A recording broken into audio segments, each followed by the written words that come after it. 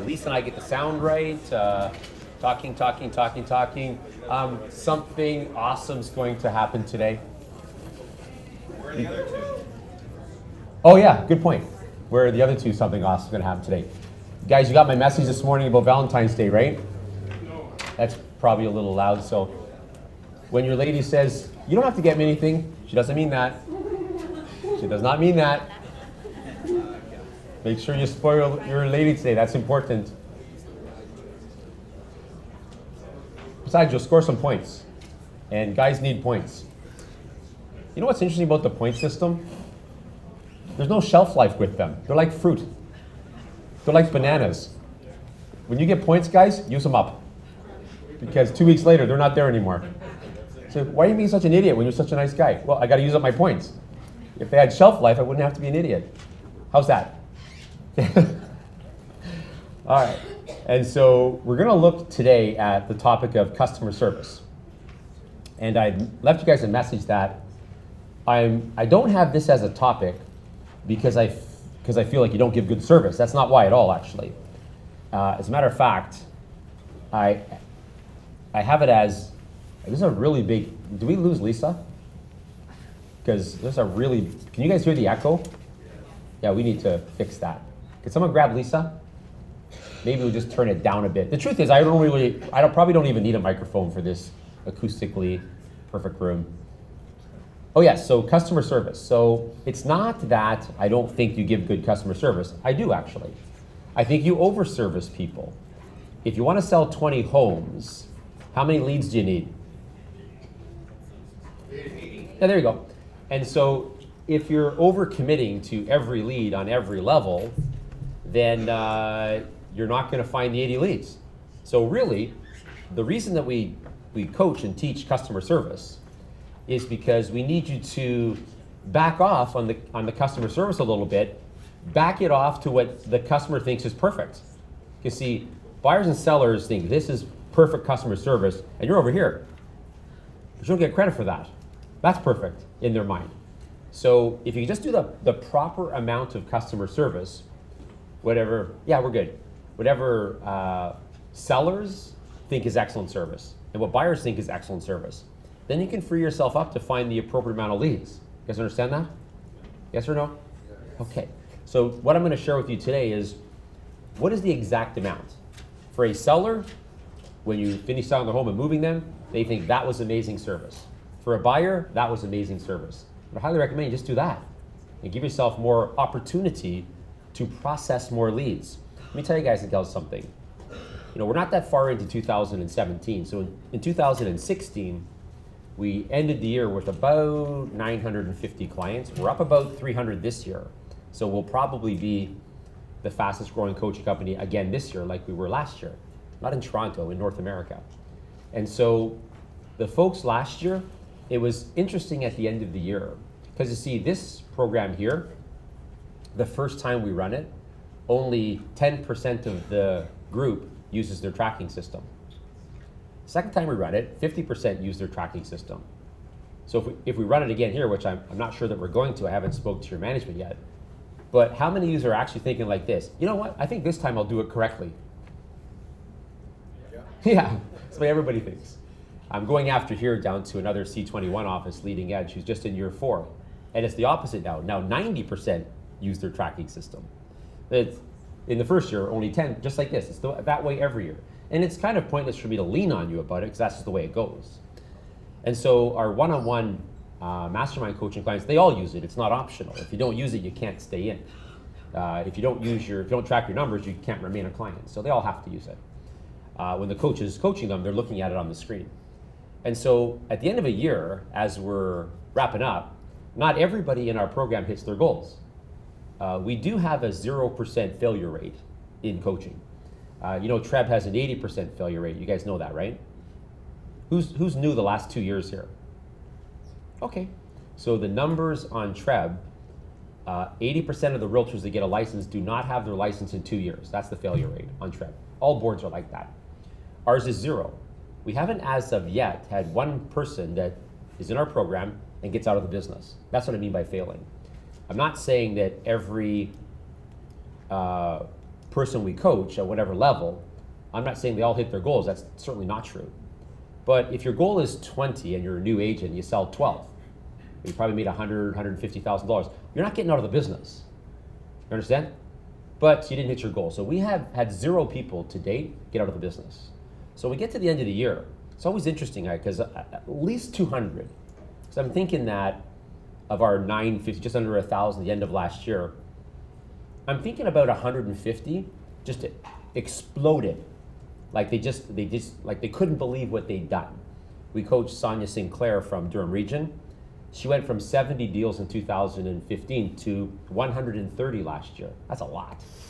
That's blowing the top off of it. So you have about 150 people that do that, and then about 150 people that struggle, and then the other 600 in the middle. That's kind of the way it goes. And the 150 that struggled, it's interesting at the end of the year, they all reach out to me and say, I put 25 or 10 listings sold and 15 buyer sales, or 15 listings sold, 10 buyer sales, whatever combination of 25 in the tracking system at the beginning of the year. And the tracking system knows 1 in 4, so you don't have to put the 100 leads in, it already knows that. You just put the number of deals you want to do. And then the first time you go report your numbers, it's on the top right in red, you need 100 leads.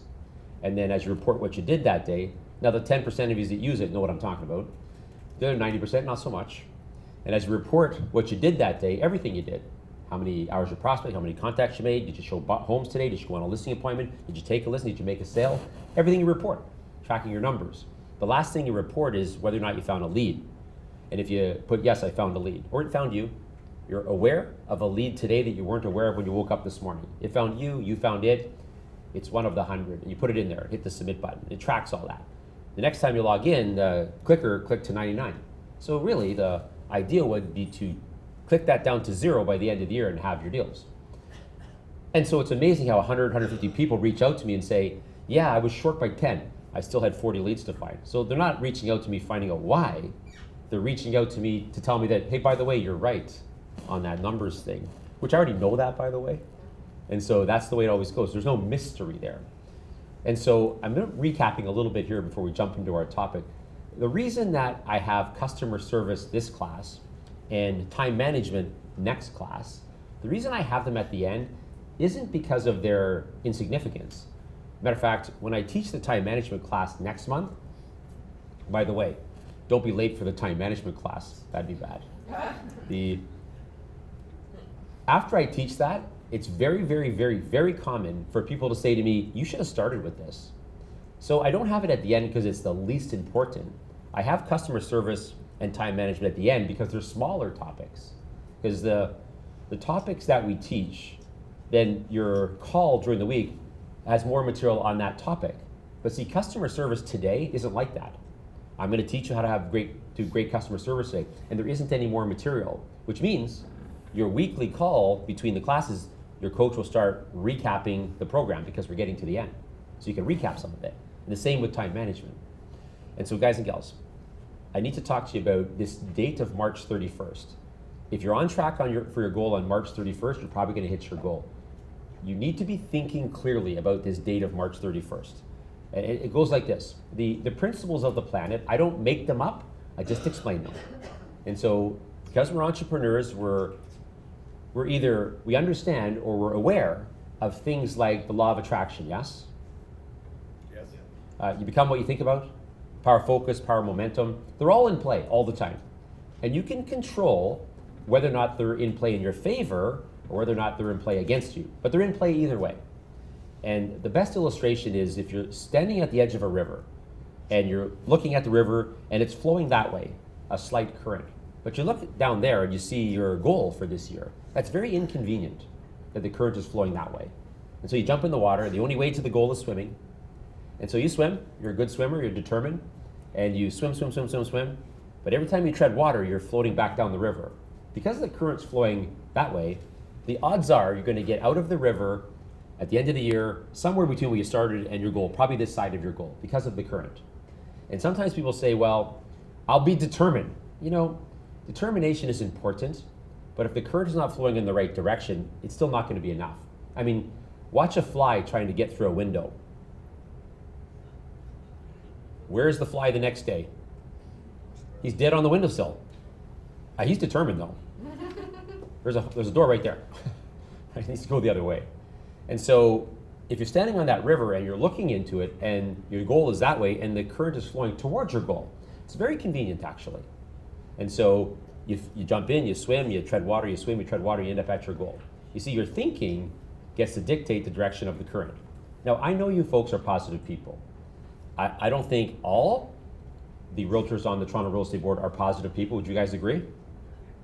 And so I like to avoid negative realtors. But I don't have to bother because negative realtors never take anything. They don't come to this, they don't join coaching, they don't come to my programs. Negative people never come to my stuff, so I don't have to avoid them, they avoid me. They're the ones that say to you, go back to the office, what are you taking that crap for? What a waste of time that is. That's the negative Neds and negative Nellies of the office. I don't have to avoid them, they avoid me. So people that show up or join our stuff, come to our stuff, are the positive people. But guys and gals, positive people think negatively all the time. All the time. You ever notice when you're going on vacation on Saturday, on Wednesday the phone starts ringing off the hook, yes? Yep. Not sometimes, every time. Do you agree, yes or no? Yes. So you guys are pretty quiet this morning. This is a morning class, not an afternoon class. So when you're leaving on Saturday, on Wednesday the phone starts ringing off the hook, yes or no? Yes. Yeah. You ever wonder why that happens? No. Yes. Because there's a reason that it happens. And so I'll just give you a little brief idea why. And my annual event, it'll be Extreme Event 9, coming up in July 12th and 13th. You might want to come there because I'm going to take 2 days to teach you that activity that you have for 72 hours, how to make that permanent, 365 days a year. You see, you have to visualize there's an invisible door right here. And if it's open, things flow to you. If it's closed, things don't flow to you. It's called self-sabotage in psychology. You're sabotaging yourself when the door is closed. And so there's a list of characteristics.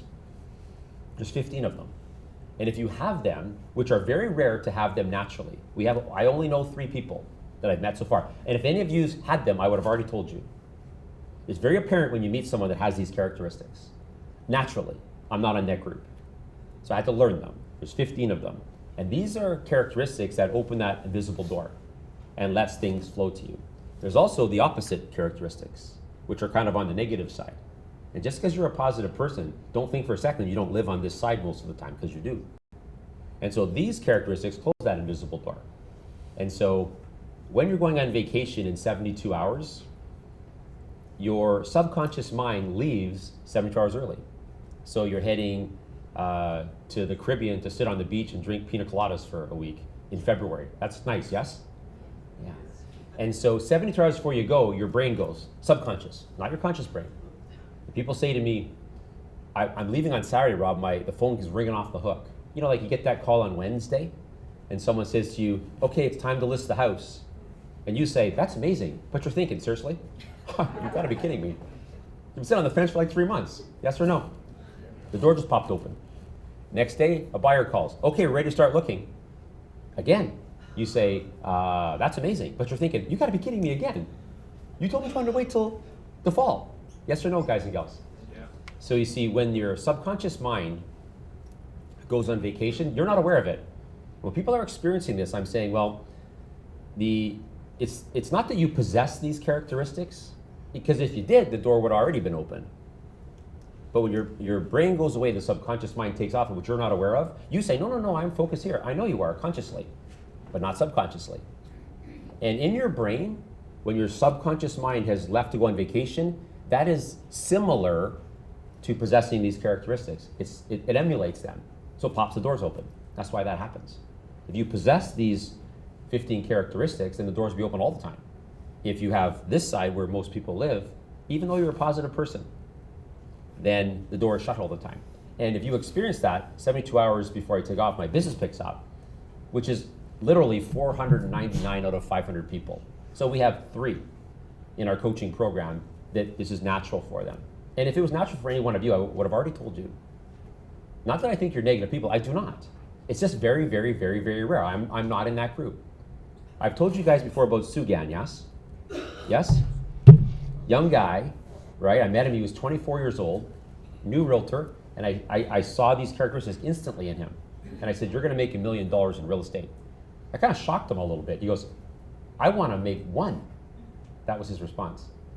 That was like 2011. He made $1,078,000 last year. Because you can't stop the guy because his mindset is so strong. You guys understand that?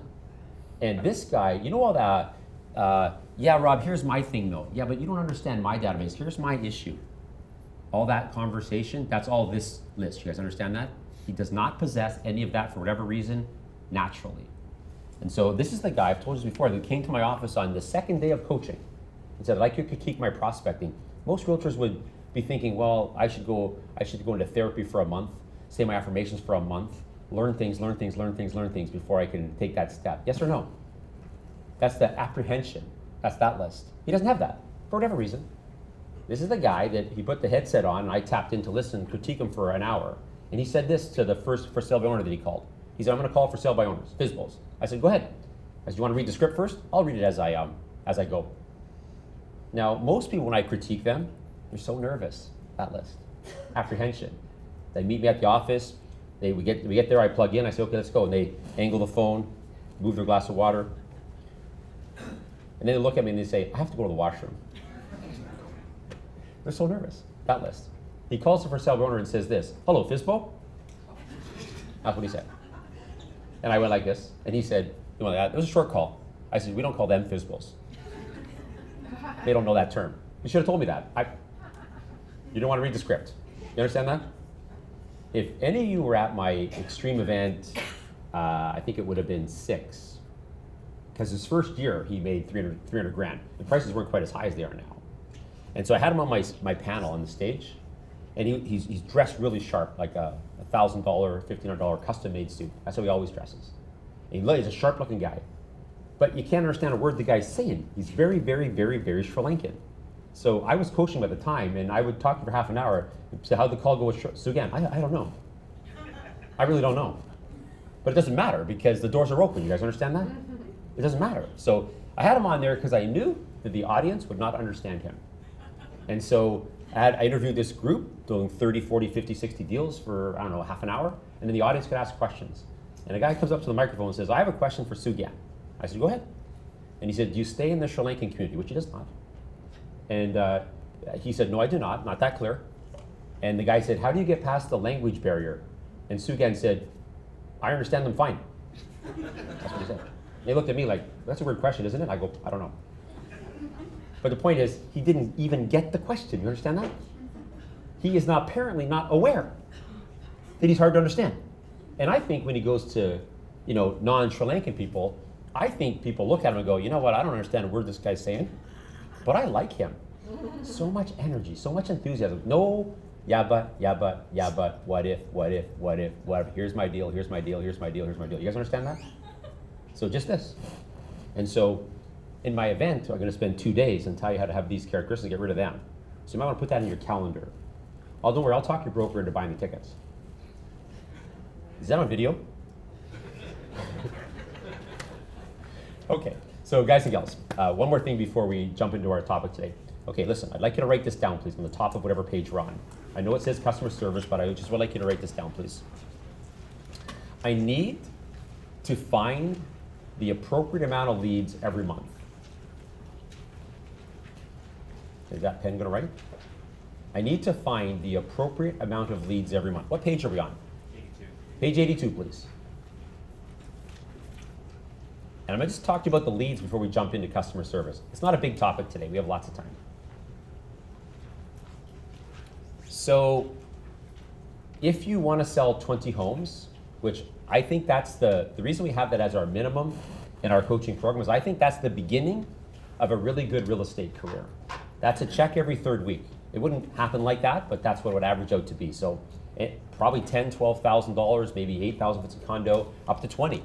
I think getting that check every 3rd week is a good start. You guys agree, yes or no? Yes. Not that that's where you're staying, but I think you're a serious realtor, and then just go from there. That requires 6 leads a month, every month. You have to find 6 leads every month for 20. 25 deals is 8 leads a month. 30 deals is 10. 40 deals is 13. 50 deals is 17. Not some months, every month. And I've mentioned to you guys and gals before that. Every month, so we're in February right now, halfway point. I can guarantee you that every month, there'll be one or two things, either business or personal, that you're gonna say and rationalize, well, I couldn't find them this month, Rob, because of this. Well, I had to write my last article exam, kids had the flu, I had the flu, people in from out of the country, we went away for a week. We teach 8 weeks vacation, for goodness sakes. You can take lots of weeks off. March will have the same.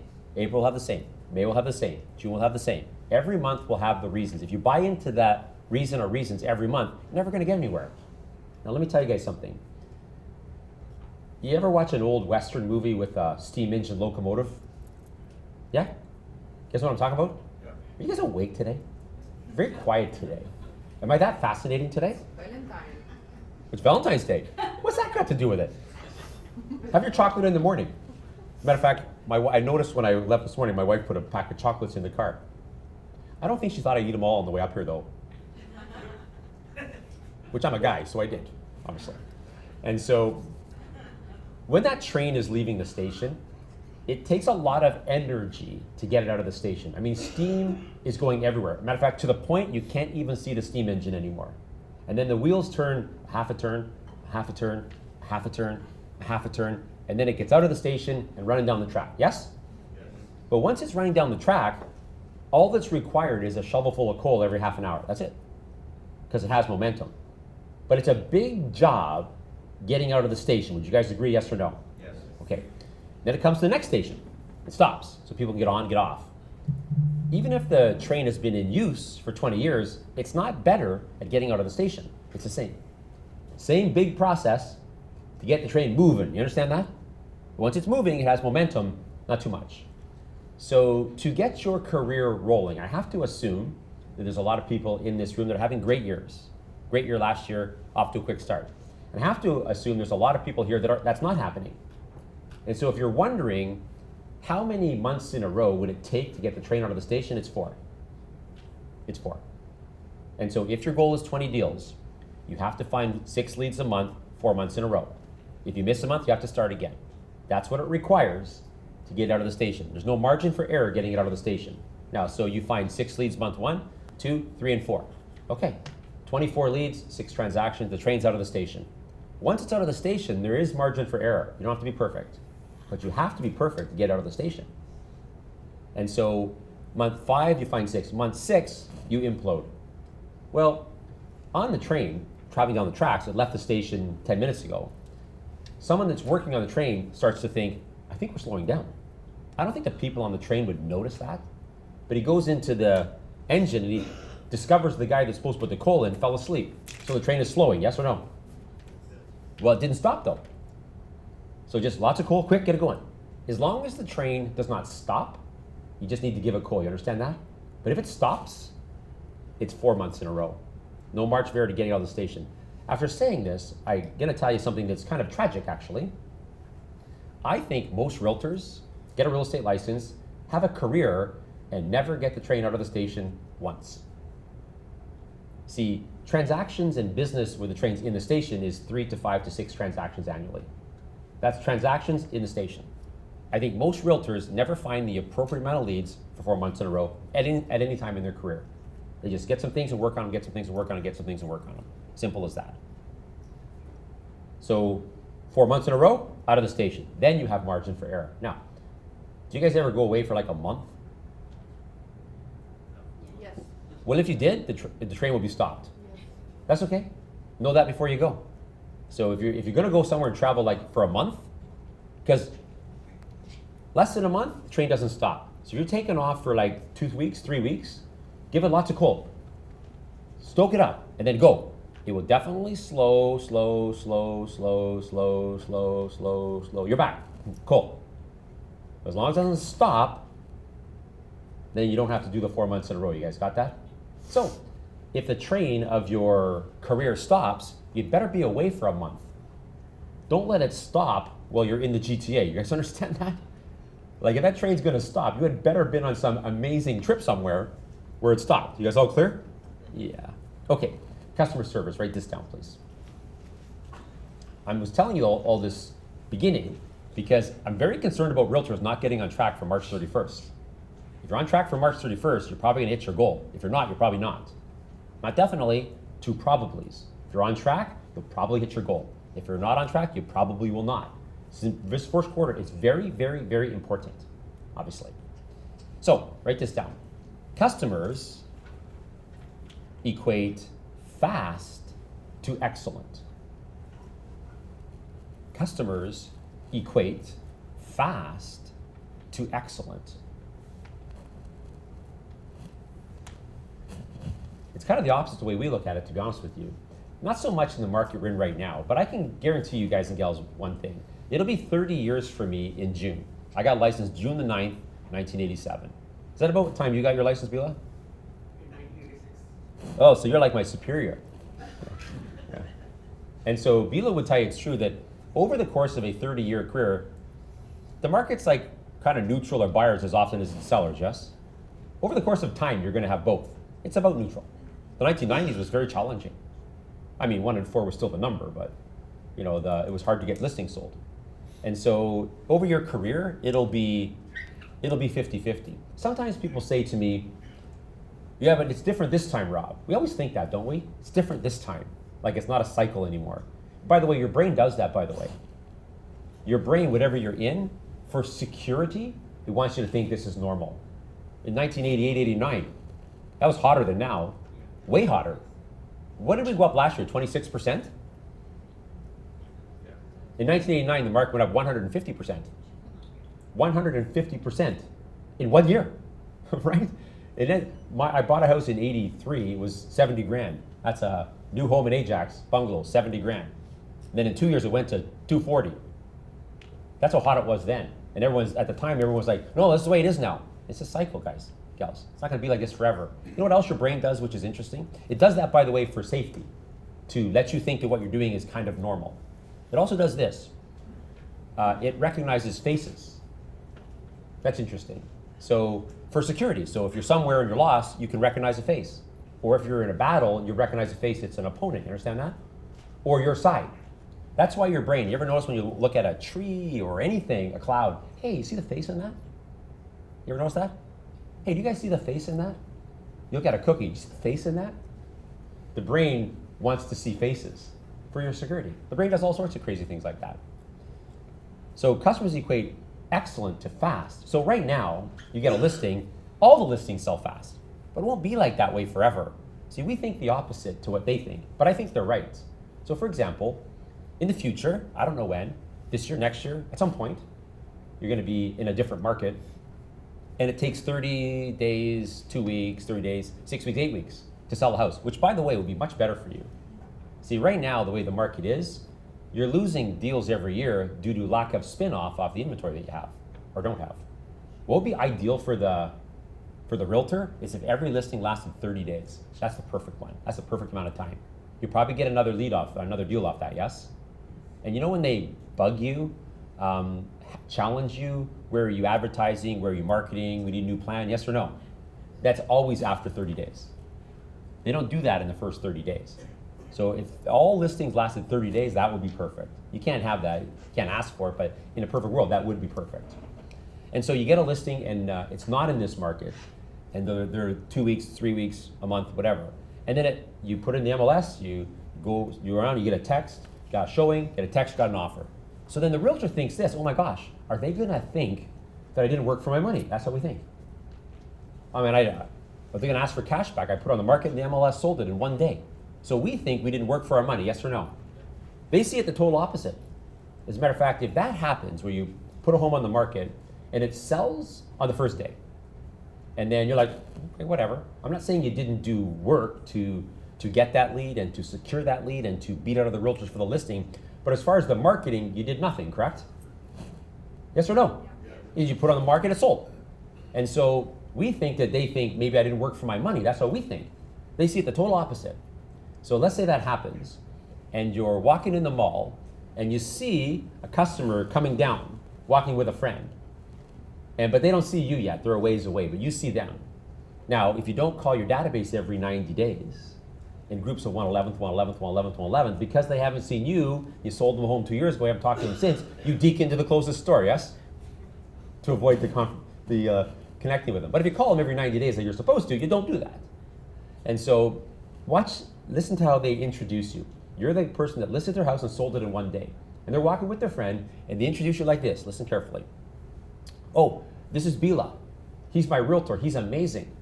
He sold my home in one day. And then the other person looks at you, the friend, and goes, wow. And you're thinking, you can't be serious. You can't be serious that you think that was that amazing. But they do it that way, yes or no? Or maybe you sold them a house. They go, this is Bila. He's my realtor. He found us our home on the first day. And their friend goes, wow. And you're like, seriously? You sent me the MLS numbers. You literally sent me the MLS numbers, and I booked them and drove over there with you. That's it. That's all I did. Yes or no, guys and gals? Now, when you have a listing that takes longer to sell, maybe a month or 6 weeks, and you update them weekly, WEEKLY. Some of you are looking at me like, I don't get that, Rob. I've only had one coffee. Not the other weekly, WEA. You get it now? Okay, all right, because you were looking at me like cows watching a train go by, wondering why I spelt that word. And so it took you like 6 weeks to sell it, and you updated them every week. You talked about the price, you got a price adjustment. You delivered it correctly, and they reduced the price, you got an offer, you got it done. That's the one you service, yes or no? Yeah, but when you see them in the mall, it's not that it's not cordial and they don't see you as the realtor, they just introduce you differently. They don't say, this is Bila, my realtor, he's amazing, he sold my home in one day. They don't introduce you that way. They introduce you this way. Oh, hi, this is Bila, he sold my house. What happened to, he's my realtor, he's amazing? You're still the realtor. They're still happy to see you. They just introduce you differently. You see, the public, they perceive fast to amazing. We feel like if it happens too fast, we maybe didn't deserve our money. That's how we feel. But I think they're correct. Because if you're sending something, a package, the faster it goes, the more expensive it is, yes? Like I went to the office before I came in here and I saw some contracts in the fax machine. They're definitely from the States, because very rarely do Canadian people fax us anything, but they very rarely scan something and email it. You guys all scan and email. So if there's contracts in the fax machine, they probably come from the US, because they never scan an email. They fax everything. So those people, we'll send them the one-on-one clients have a workbook, which is a journal, so they can take their notes on their calls. It's not like your workbook, it's a journal. For us to send it the next day is $65. Well, we need them to get it the next day, because they might have a call with their coach in a couple days.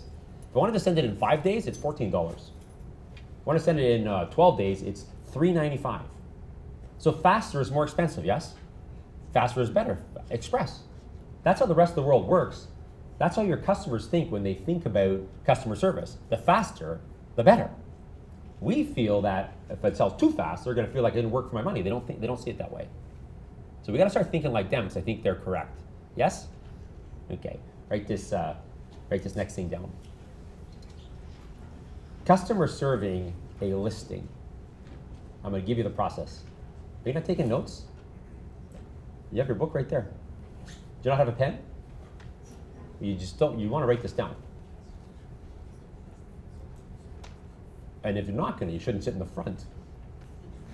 Because that'd be the worst place to sit and not take notes. All right, so customer servicing a listing has 3 parts to it.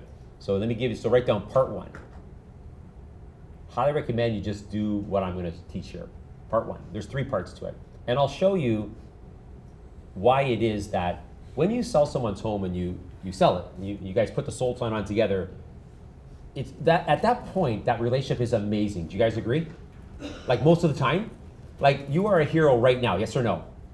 Guys, yes or no? Okay, and so, but then, 4 months later after the closing when their name comes up, it's awkward for you to call them.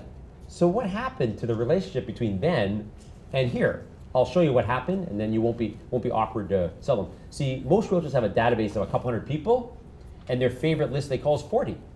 But yet the other 160, you got along well with them.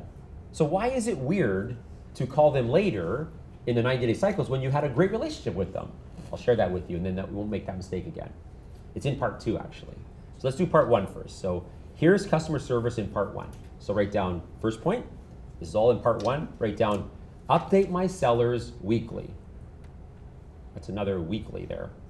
W-E-E. And I know that right now, you get them, list them Friday, Thursday, offers Monday, Tuesday, and they're all gone. I understand that. It's not gonna be like this forever. It's like what I'm teaching you now is how you customer service for the rest of your career. You understand that? The fact that part one is short right now doesn't really change the process. So right now, I think that you wouldn't really have a chance to update them on Mondays, because on Monday, you're probably doing the offer. You understand that? But in the big picture, this is how we'll go long term. And then on Monday, so update them Monday between 1 o'clock and 2 o'clock. Between 1 o'clock and 2 o'clock.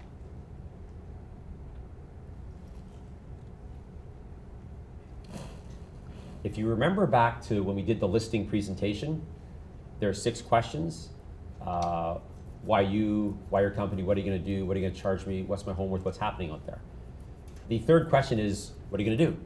And if you remember, this point is on there. So I will update you weekly between 1 o'clock and 2 o'clock on what's happening. So I was saying to you in that, I think for realtors, not now because they sell quick, but in another world, real listings get away from us sometimes. We get busy working with buyers, we don't call our sellers. And then the next week goes by and I was like, oh gosh, I gotta get reconnected to those guys. Then they call the office, is Rob there? Who is that? Now you're hiding out from your seller, you understand that? And you get reconnected and you say to yourself, okay, I'm not letting that happen again. This will avoid that. Because at the listing, if you say to them, I will update you weekly, it'll be Mondays between 1 o'clock and 2 o'clock. And I also mentioned to you when we did the listing presentation, that's also the best trial close. As you're sitting with them, you say, I'll update you weekly between 1 o'clock and 2 o'clock. Would you like that update on your home, office, or cell? And they'll choose one. My office would be great, because they're telling you to update me weekly on my office line, or my cell, or my home number. That's a great trial close. And so you'll update them on these 2 things. So write down A, what's happening in the market.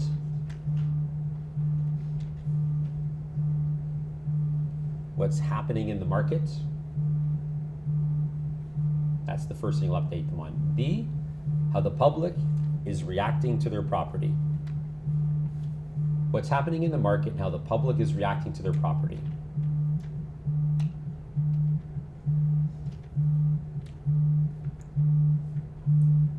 You see, if you stick with these 2 things, the calls will be easy for you.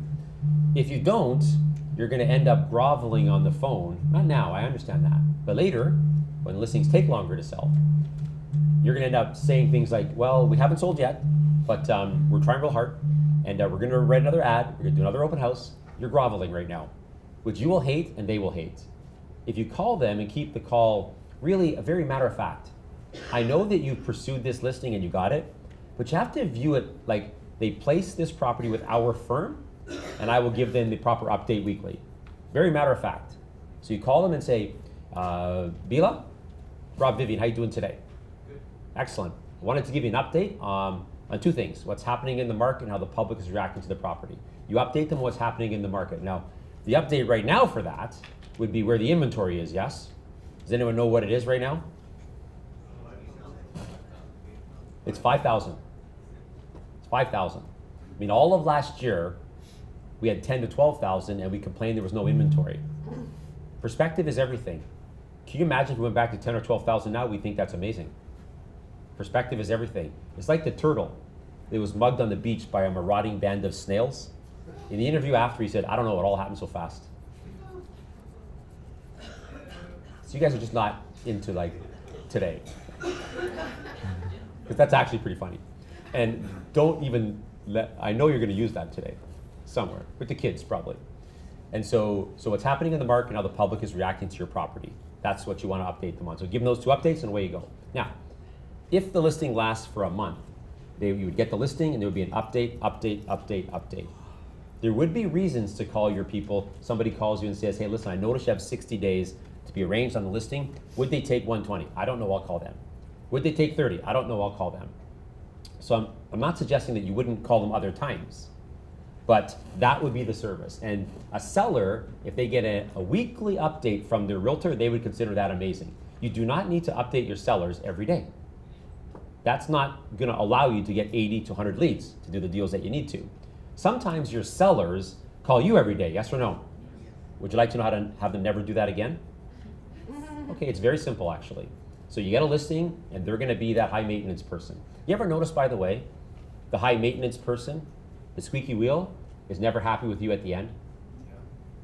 You can't make the squeaky wheel happy. They're squeaky wheel, squeaky wheel, squeaky wheel, squeaky wheel. You sell their home for 80,000 more, they still complain. You undersold my property. Squeaky wheel will not be happy at the end. So don't put extra service on them. You guys understand that? So when they call you that every day, we had a showing this morning, what's the feedback? Just say this. Oh, so you're looking for the feedback, is that correct? And they go, yes. You know, if I was you, I would be curious to what's going on, so I understand that. Let me share something with you that's important. Now, what was that? Repeat, approve, build a bridge, yes? Puts their brain in a state to want to agree. Let me say this, look guys, when we have showings, I will not follow them up on the day we have showings. See, if I do, then I'm giving the impression to the other side that we're anxious. And so if they do love it, they'll just come in lower. What's really better is if they call me. Now guys, you go out show 3 or 4 properties, yes? You show the first one, you're at the second one, the agent's doing follow-up. Yes or no? Did they seem desperate, yes or no? Well, of course they do. They might not be. So I say to your seller, look, it's much better if the buyer agent calls me. So I'm not gonna follow them up the first day. I don't want to send a message that we're desperate. They get that 100% of the time. Oh yeah, I thought about that. So I'll tell you what, so we get showings, we'll follow them up, not the same day though. We're gonna wait to see if they call us first. If I call them right away, give you that feedback, I'm gonna be sending the message that we're desperate. Have them come in lower. We don't want that. Even if they are desperate, say, guys, I know you have to sell, but we gotta keep that between us, you understand that? And if they're not desperate, we can't make that message. So I've had to say that a couple hundred times, they get it every time, and they will stop calling you. Yes? I have realtors say to me sometimes, I give my sellers an update every day. That's because you sell 5 homes. Don't get mad at me. It's because you sell 5 homes. You can't sell 20, 25, 30 homes and update your sellers every day. I said, they consider excellent service here, and you're over here. Come here. They consider excellent service a weekly update. That's what they consider excellent service. That's all you have to do, at least for the update.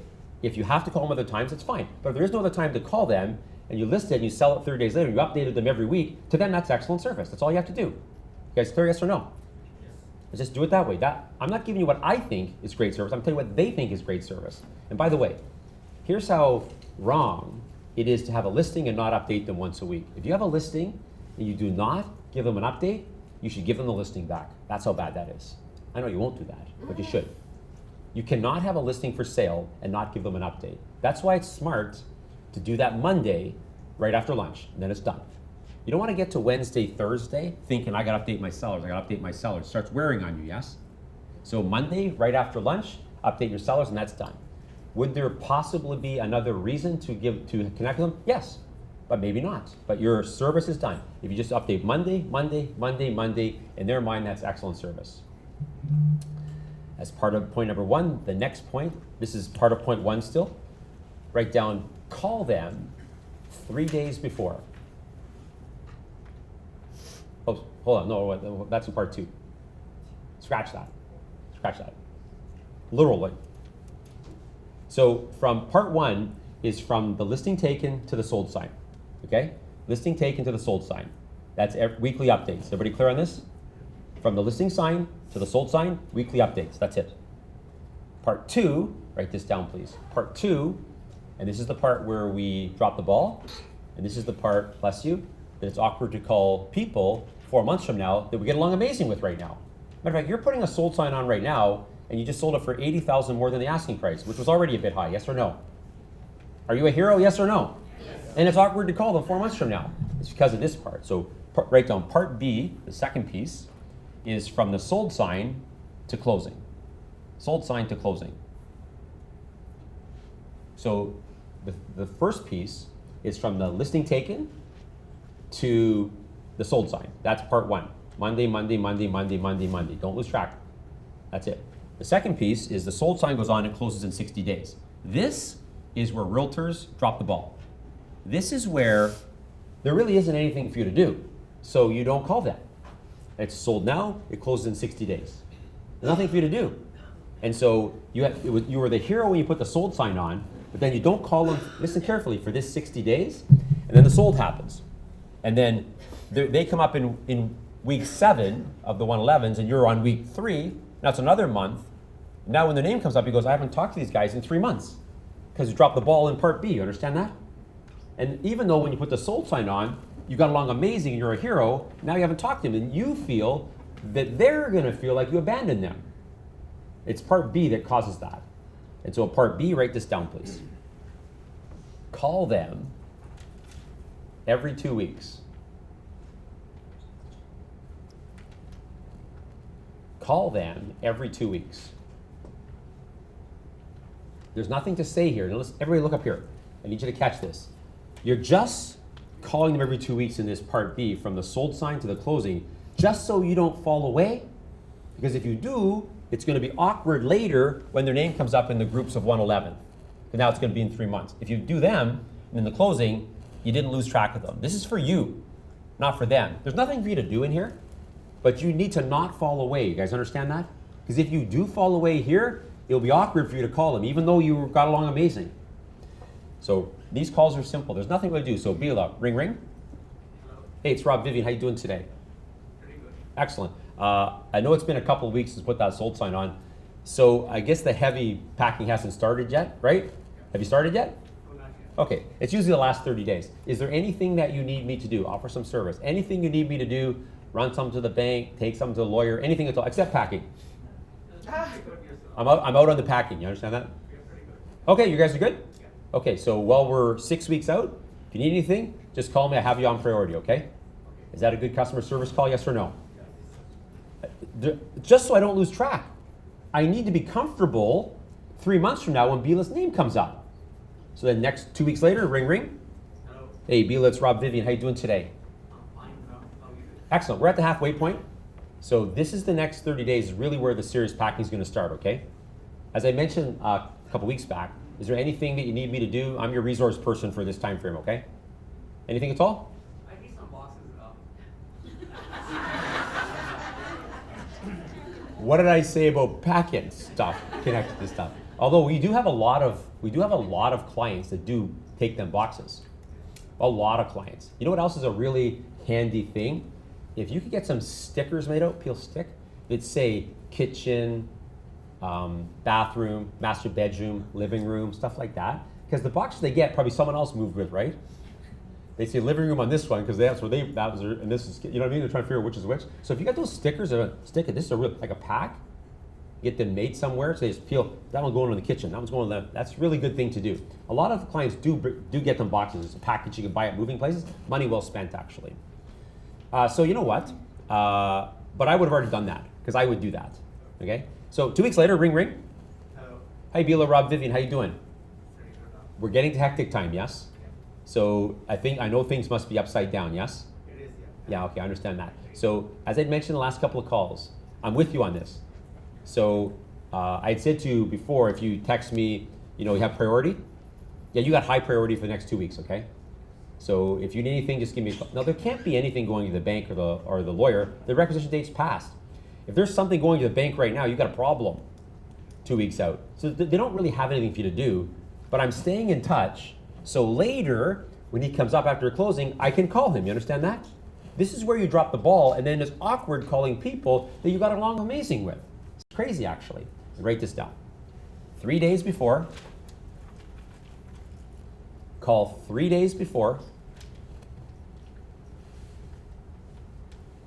So this is like Monday, Tuesday on Friday closing. By the way, you have in your offers that you get, not so much now because everyone's just firm, but people want to come back to take a couple of visits, right? Yes or no? Yeah. They really want to use one of them as a pre-home inspection though, don't they?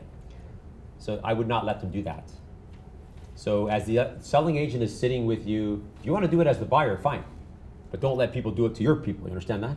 So the agent's sitting there with you and the sellers, and the clause in there that, it's both sides agree to come back and take, measurements at a mutual agreeable time, yes?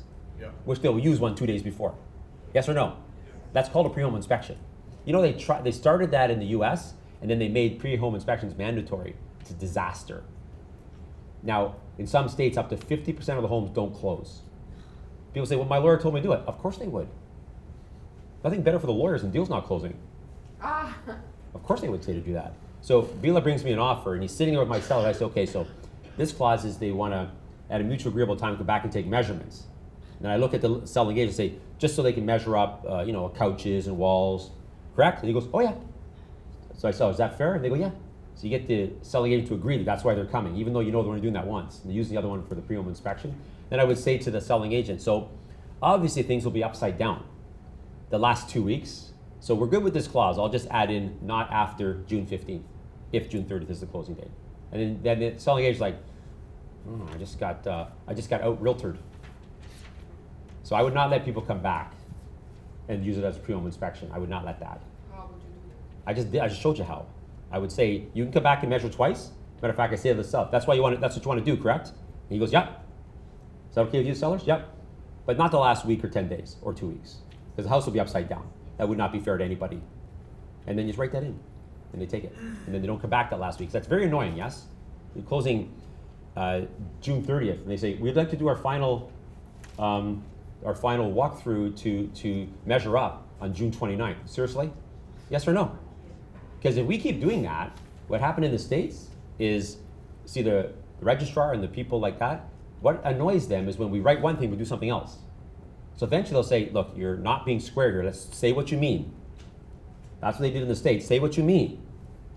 And what we mean is the pre-home inspection. Now they have pre-home inspections. Trust me, you do not want that. You do not want that. That's a disaster. So, just a little side note there. So I'll call you 3 days before. You got that? So ring, ring. Hello. This is part B, by the way.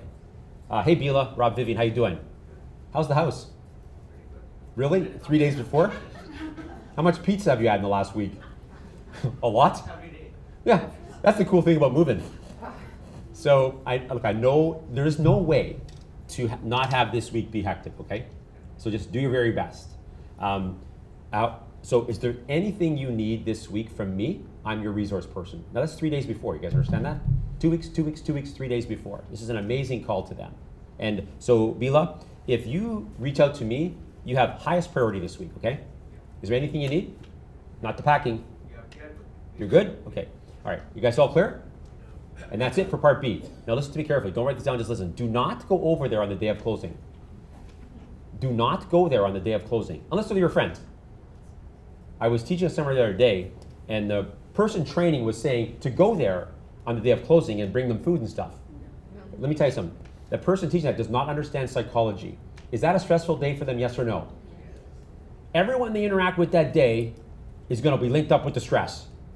That is the last thing you want to do when these were a sign call, ad call, internet call. Not your friends. Your friends do whatever you want to do. You understand that?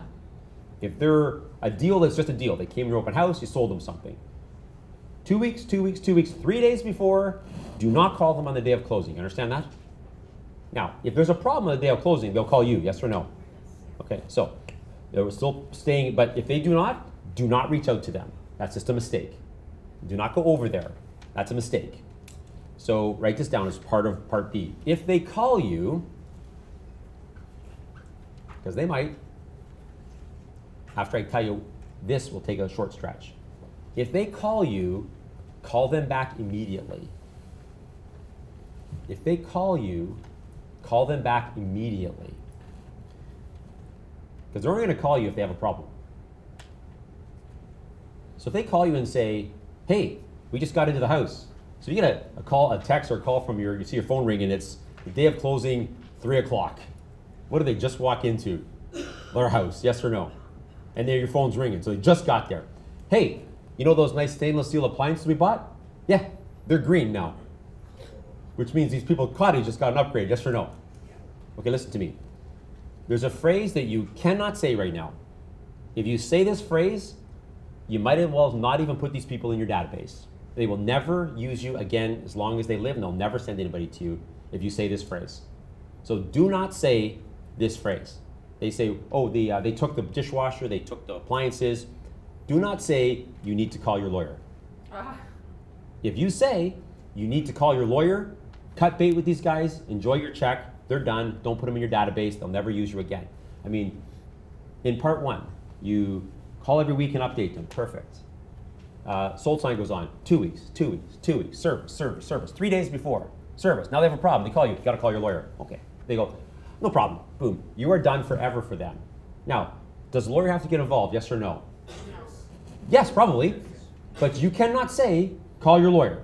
Here's what you want to say, so write this down. So if they have a problem, say this.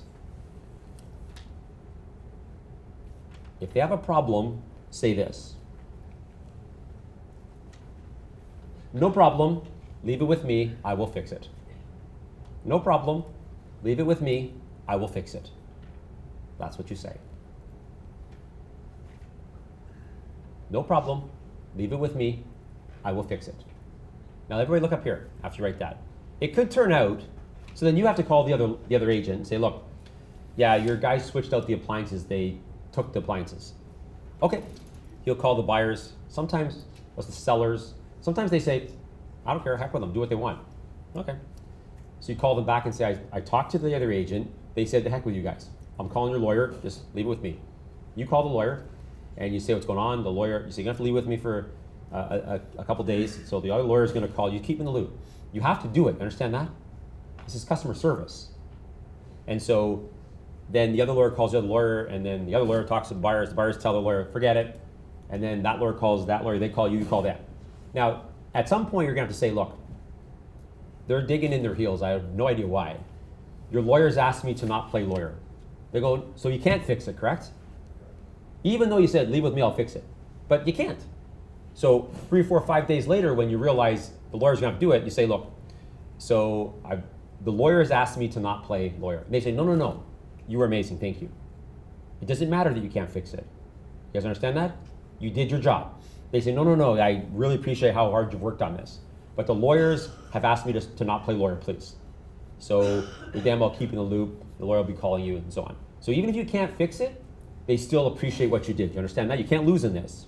You can never tell a client you need to call your lawyer. You can never say that phrase. If you do, they'll never use you again. Simple as that. Don't make that mistake. Okay. Any questions so far? Yes. Question 1, part B. What? The company reacted to property. Can you elaborate? Yeah, could you say that again, please? Question 1, I mean part 1, subsection B. Oh yeah, it's how the public reacted to your property. Well, you say something like this. So we had 9 showings last week, whatever it is. They're all different realtors, so nobody came back a second time. So 9 showings, I'm kind of happy with that, but no second showings, we're not on anybody's short list. Whatever happened, right? Or only 2 showings last week, which is way below normal. So obviously people looked at us on the internet, online, on the MLS system and chose not to come over.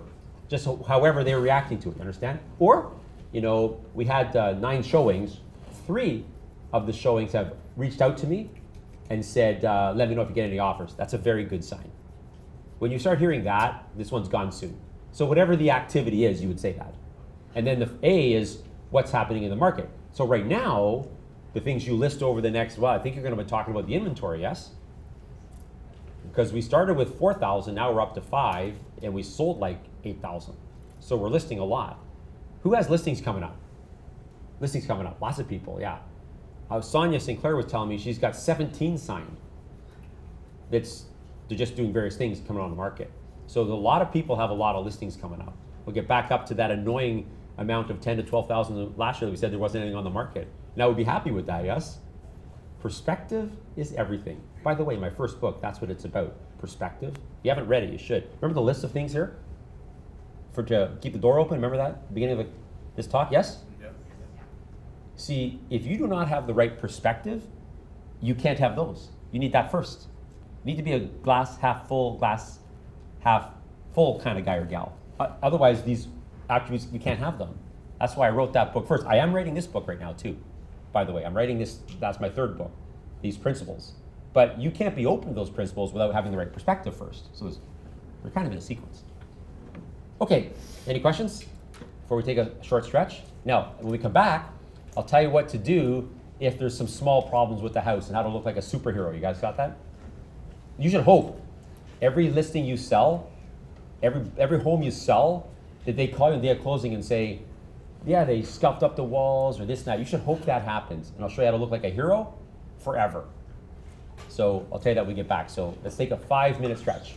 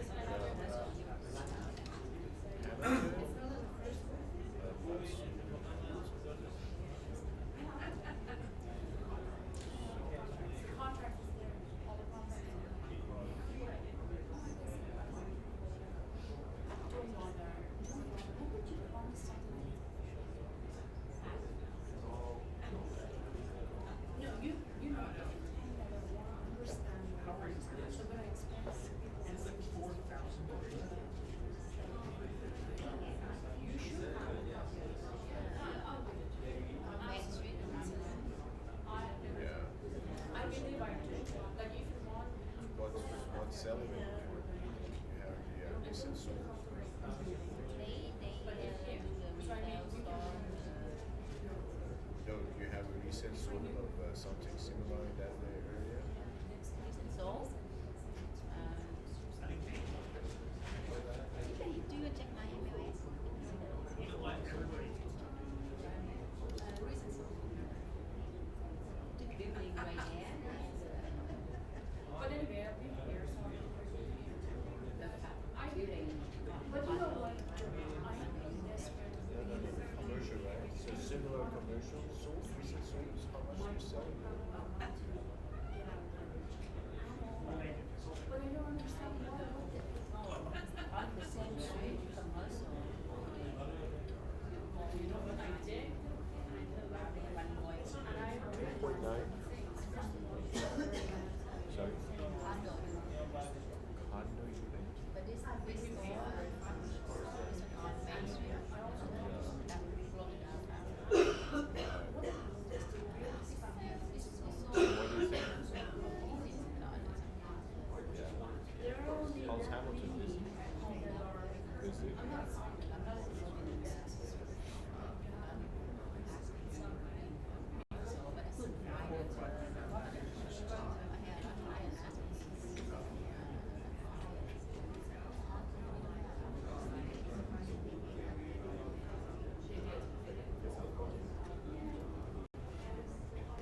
but they're so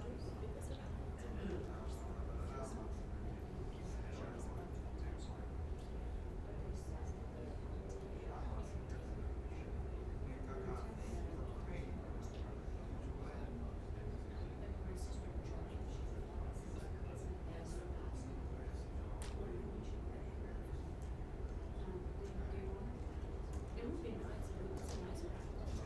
I told you, I'm on good deals. You should have.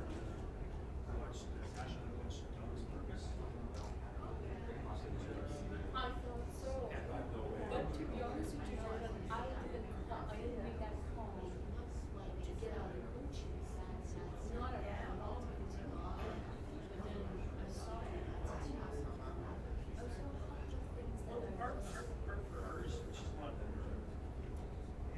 no, I think I'm saying.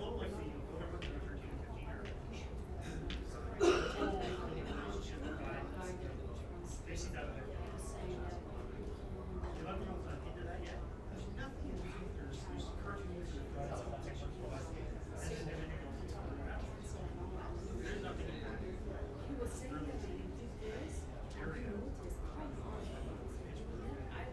this is the case where every year I never do this. So we have more time. Yeah. So I thought this would be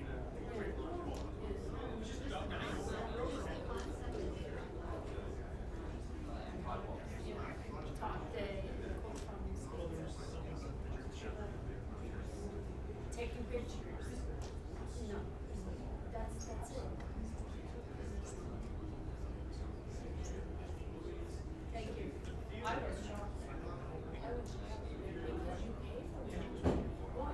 it never goes to the 5 degrees. It was fucking cold. It was nice having our road trips. Not at this point.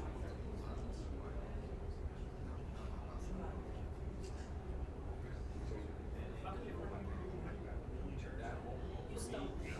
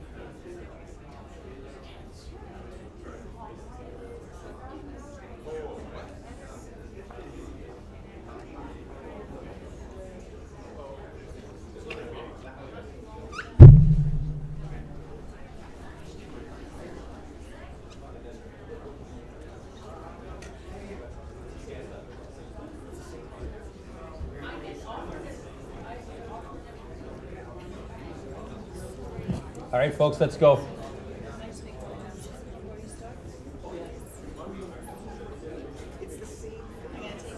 I can't. No. What's going on with that? I eat dinner too, you know. Are you taking them on Valentine's Day?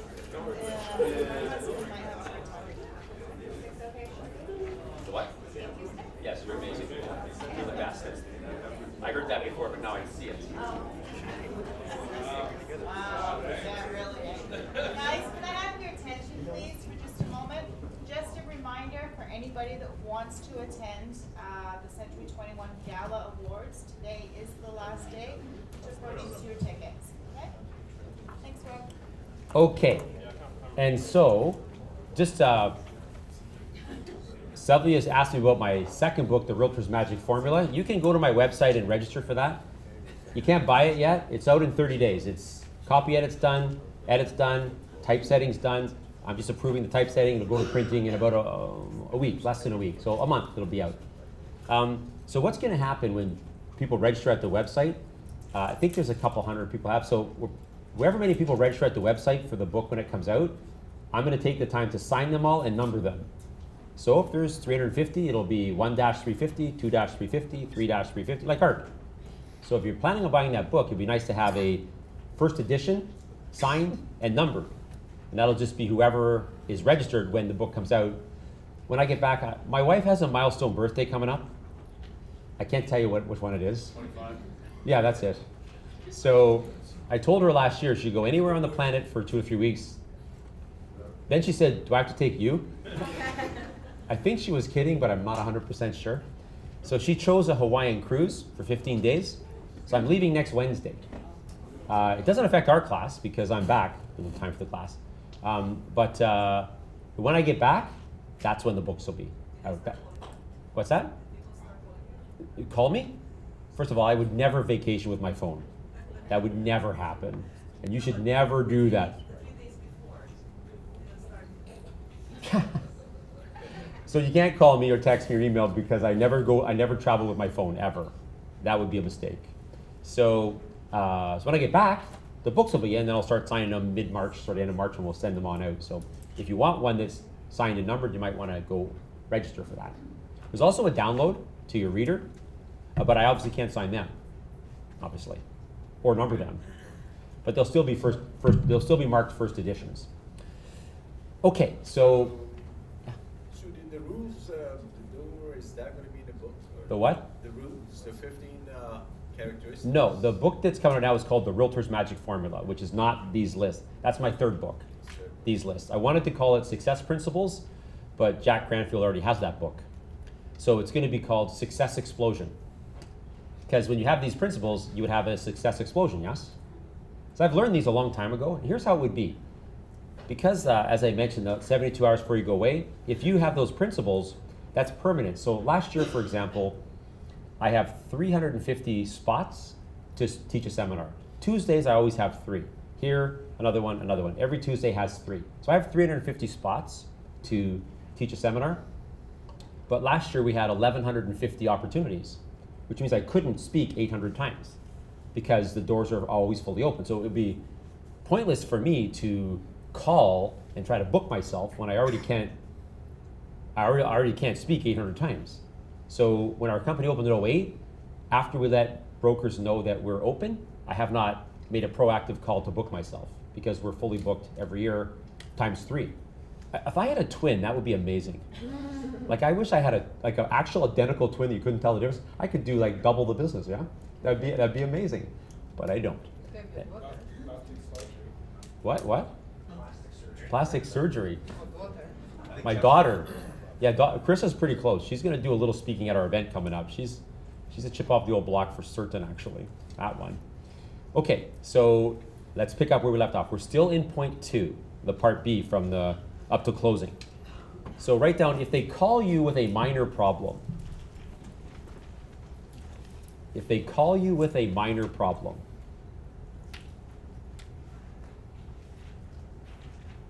Like nothing major. They took the dishwasher. They scuffed up the walls on the way out and the fridge went through the door or whatever. So if they call you with a minor problem, every realtor needs to have a guy. You understand what I mean by that? Like a guy, your handyman guy. If you do not have a guy, you need to get a guy. So if they call the day of closing, they say, we just came into the house, they scuffed up every wall on the way out. Well, didn't I tell them 3 days before they're on high priority this week, yes or no? Yeah. I'm just in a meeting right now, it'll be over in an hour. Drop what you're doing and go. I'm gonna tell you next month in time management not to drop and go, this would be the exception. So we're talking about customer service here, we're talking about your database here. And so every week, every 2 weeks, every 2 weeks, 3 days before, and now they call. I'll be there in an hour. You go in there, and you say, yeah, wow, they really scraped up those walls. Okay, so you pick the color, I'll have my guy come over, he'll patch all that, he'll paint it, you just pick the color, don't worry about it, it's on me. $300, $500, $600, $700. Your average commission, like 10,000, 15,000, yes or no? You should hope that you have to invest $500 back into every sale. You should hope that, you should be so glad when they call you and say there's a small problem. The other day, Josh was away. That's when all of his sales happened. And so they called and they said, they took the dishwasher. I said, really? So anything else? No, everything else fine, okay. So I called the agent and, now we're only talking a dishwasher here. What do they cost? $500, $600? His commission was 17 grand. It's just a house, right? $700,000, not even that much. That's the commissions, yes or no? And so I called the other agent and he called them and they said, well, I can't tell you what they said, but it wasn't nice. And so, because they had some, I don't know, some little issue with the buyers for whatever reason, I don't know why. Anyways, so I called them and they said they're not going to do it. I didn't tell them what they said. They said, should we call our lawyer? No, don't worry about it. On Dixon Road, there's a bad boy. Go there and ask for Ziggy and pick out a dishwasher. Don't worry about it. We have an account there. Like if you can get them something small, they go, are you serious? I go, 100%. Just call first and find out when Ziggy's working and go out there and pick a dishwasher, anyone you want. Don't worry about it, we'll look after it. Well, they made $17,000. They took an $800 dishwasher. Is that money well spent, yes or no? You should know, those people will never leave you, ever. It's the opposite to, oh, you need to call your lawyer. Those people will never come back to you, ever. If you can do something small, it doesn't happen every time, but you should hope that it does. If every single time, every closing you have, you could throw $500 back into that thing and help them out, they would never go anywhere else. That's the best customer service. That's the best money you can spend as a realtor outside of coaching. You guys all clear? Yep. All right, good. So that's part B. Now write down part 3, which is from now onward. So there's only 2 points on the third part. First part is from the listing sign to the sold date, or sold sign. Update every Monday. That's all you need to do. That's what they consider to be amazing. If you have to talk to them a few other times, that's okay too. But if you tell them, if they're the ones that are bugging you, when you tell them, look, I'll follow up with showings the next day or so. I need the realtor to call me and not me call them right away. And think about it. You're out showing properties literally, you're gonna show 4. You show 1, you're on the second one, you get a text, feedback on the first showing. Yes or no? Seriously, do they not appear desperate, yes or no? You can't send that message. You totally cannot send that message. And they get it, they go, no, I totally get that now. And they will stop calling you. And you'll just update them Monday and then the odd of the time you talk to them. And then if the sold sign goes on, every 2 weeks, 3 days before, and deal with closing, whatever happens on closing. If they don't call you, don't call them. If they call you with something minor, just fix it. Tell them, don't worry about it, I'll just fix it. If it's something major, say, don't worry, leave it with me, I'll look after it. Because even if 3 or 4 or 5 days later you can't fix it, when you say to them, you know what, at this point, the lawyers have asked me to not play lawyer. They go, no, you were amazing, thank you. You're still the hero, you understand that? Even though you can't fix it. And then, so the first point in part 3, which is from the close onward, write down call 3 days later. Call 3 days later and have the offer in front of you. Call 3 days later and have the offer in front of you.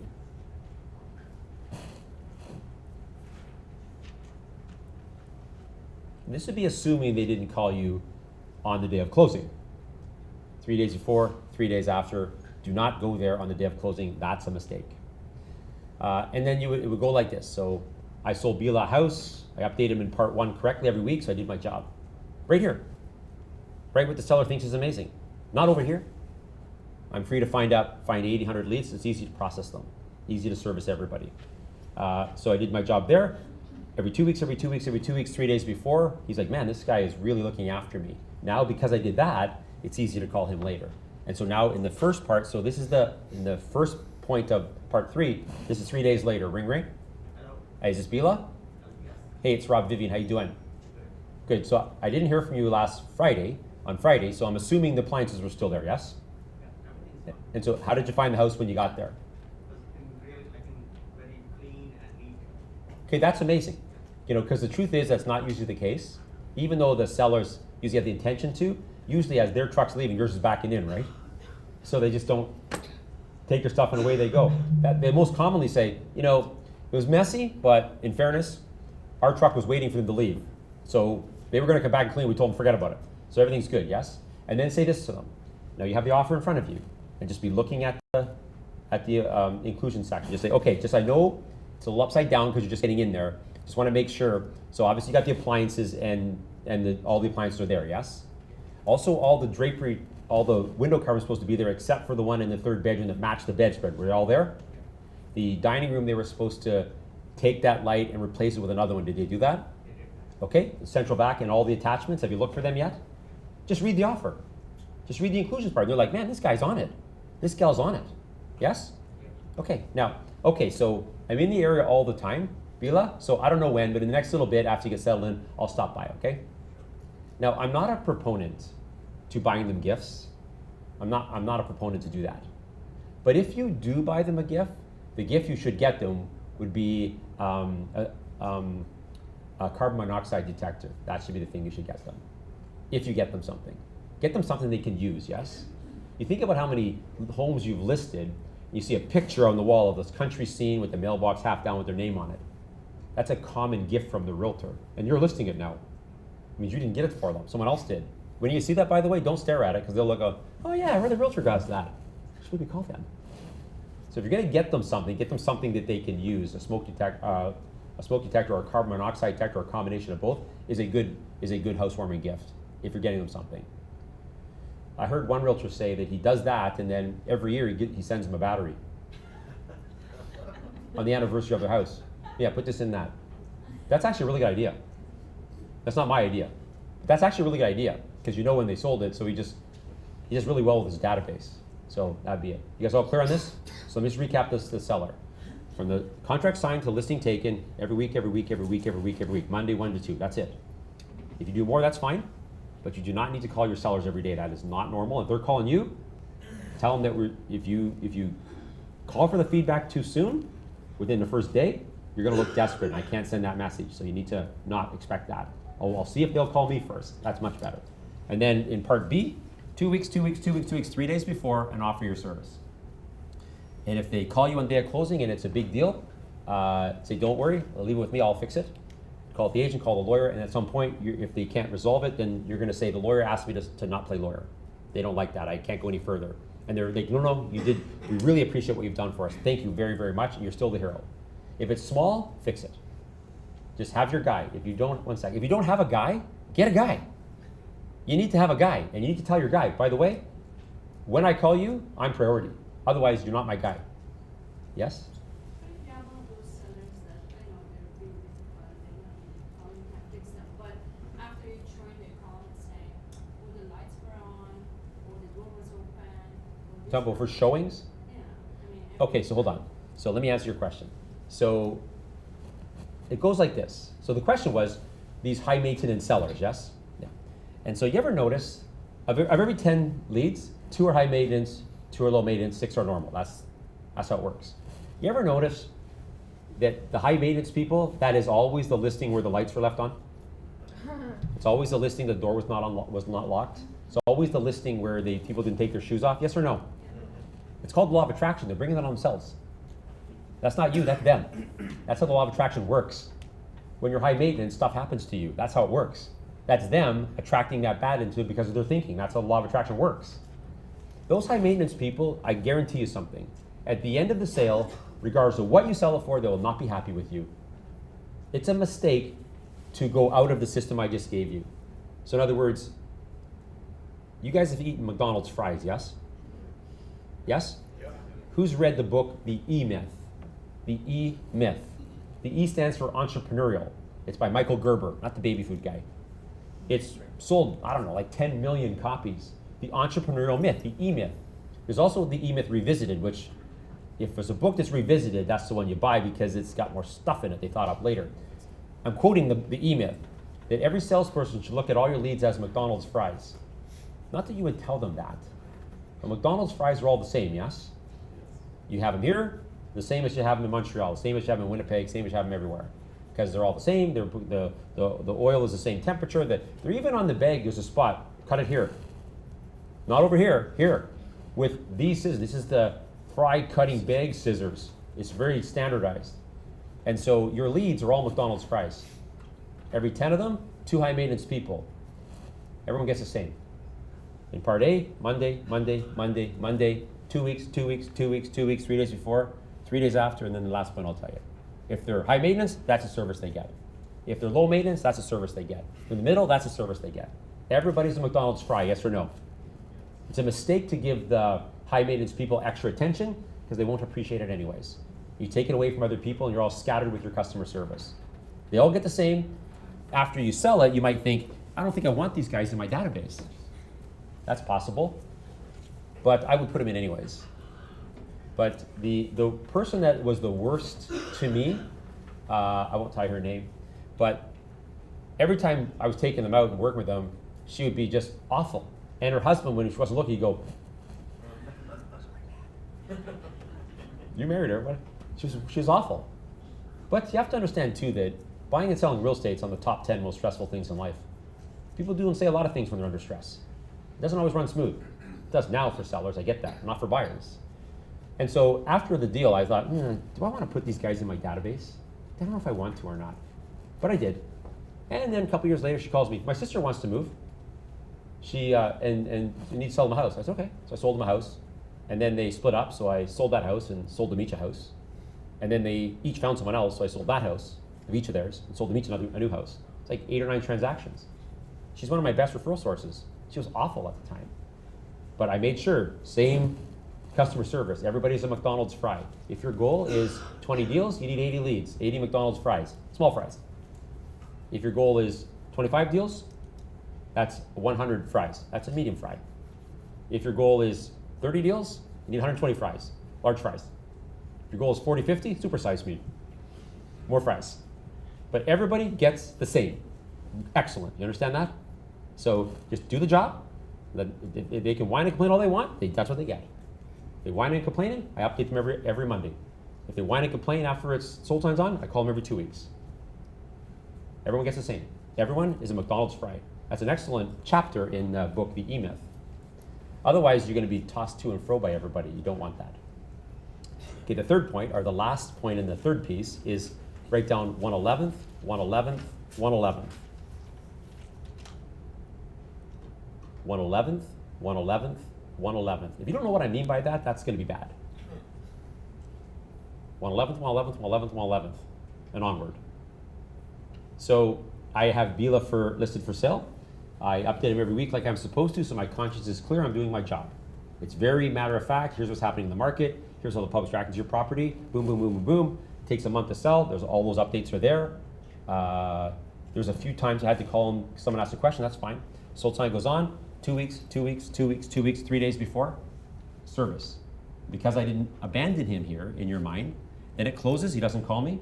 I call him 3 days later just to make sure I got the offer in front of me, making sure that that everything was there, because they're a little excited. Maybe they didn't check. It's very common to say, was the central vac and all the attachments there? They go, I have no idea. Let's go check that right now. Yep, they're all here. Beautiful. Did the garage door, did they leave the remotes? I don't think they did. We got a garage door with no remotes. I'll see if I can recover them for you. Because you have the offer there, yes? And then, Bila's going to come up. Maybe I'm in week 3 now when he closes. He's in week 7. A month later, his name comes up. It's very easy for me to call him now. You understand that? But if I put the sold sign on 4 months ago, 3 months ago, I'm going to go, I haven't talked to this guy in like 3 or 4 months because I dropped the ball in part B. Now it's going to be easy to call Bila. You Yes or no? Yes or no, guys and gals? Yes. So then 1/11th, 1/11th, 1/11th, 1/11th, 1/11th. It's simple like that. I'm saying right now that you have tons of people that when the sold sign went on, you had a great relationship with them. Then you didn't call them in part B, and that's why it's awkward to call them now. Can't do anything about those ones, but keep this for your listings, which is right here. Amazing service. I think you're doing here. Back it up to that. That's how you customer service a listing. Write this next thing down. Now here, the buyer's gonna be a lot faster because it's identical. So write down servicing a buyer. Servicing a buyer is identical minus part A. Servicing a buyer is identical minus part A, because you don't update them weekly because you don't have them listed. But it's the exact same thing. So you work with some buyers, you sell them something. Okay, sold sign goes on. And you call them 2 weeks, 2 weeks, 2 weeks, 2 weeks, 3 days before, 3 days after, 1/11th, 1/11th, 1/11th, 1/11th. That's, in their mind, no, my agent's amazing, actually. That's excellent customer service, which I think that structure, I think most realtors' customer service is a bit more random. Just find your leads in the pillars you chose, the appropriate amount every month, and then just service them that way. Simple as that. Any questions? You always look at me like when I say that, wait a minute, are you saying it's the end? So if we don't ask questions, we can go? I am saying that. Any questions? Okay, so let me, so don't call me between February 22nd and, because I would like to get back and not have like 5,000 emails, okay? So I'm not gonna have my phone with me. I'm gonna be gone the February 22nd to March, I come back March 9th, but that's Thursday. I don't work Fridays. So I'm really back in the 13th, although I'll have my phone on March 10th. And so then I'm back working March 13th. So it'd be nice not to have 5,000 emails. So what we're gonna talk about on the next class is time management. So let me just share a couple things with you. I'm gonna show you why you struggle with time management, and you'll never struggle with time management together. As you know, in a lot of our program, there's mindset points, practical points. There's 3 major points when it comes to time management. If you can get those 3 things correct, you can never have a time management problem ever again. And then there's 50 time management tips. But if you get those 3 things correct, the time management tips don't matter because you wouldn't be able to have a time management problem. And of those 3 points, one is mental, the way you're viewing something, which would make it impossible to be good at time management. Impossible. But I'll show you what it is and how to fix it. And the other 2 would be practical steps, which you can't do the practical steps, the 2 of them, unless you get the mindset side correct in advance. Any questions? You guys okay getting out of school early?